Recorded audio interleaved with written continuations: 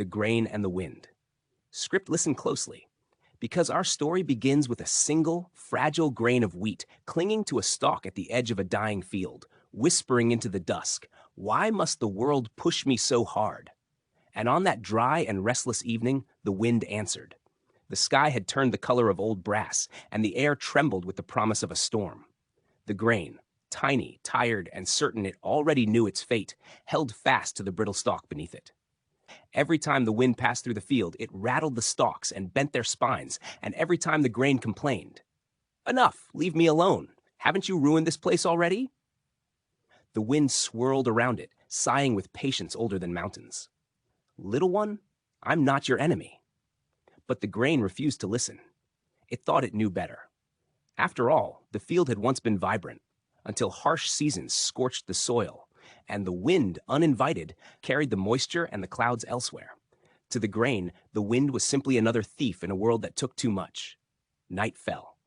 The first crack of thunder split the sky, and with a sudden, rushing breath, the wind swept through the field again, stronger, colder, more insistent. The stalk bent, shuddered, and the grain felt its tiny world tilt beneath it. "Stop, stop, don't take me!" it cried. But the wind gathered it anyway, lifting the grain into the storm-dark sky. Up, up, up it rose, spinning helplessly, tumbling through cold air that smelled of rain and faraway soil. Lightning flashed. The grain saw the field shrinking behind it, brown, cracked, dying, a place where it could never have survived. But the grain didn't see hope, only terror. "Put me back, I belong there." The wind held it carefully, the way an old teacher guides a stubborn student. "You belong where you can grow," it murmured. Miles passed beneath them, valleys, rivers, untouched forests shimmering with moonlit dew. For the first time, the grain began to wonder if the world was larger than its fear. When the storm finally softened into a steady nighttime breeze, the wind slowed and lowered and gently placed the grain into a patch of dark, rich soil, soil full of promise, soil full of life.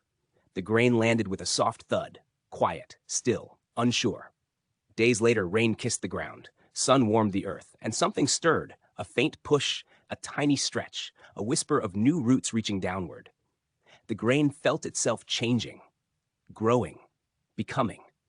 And only then, as it broke through the soil and reached toward the light, did it finally understand. The wind had never been trying to tear it away. The wind had been carrying it toward its future. Sometimes the forces that frighten us are the very forces that deliver us to where we're meant to bloom. Thank you for listening. If you enjoyed this story, please like, share, and subscribe to help the channel grow.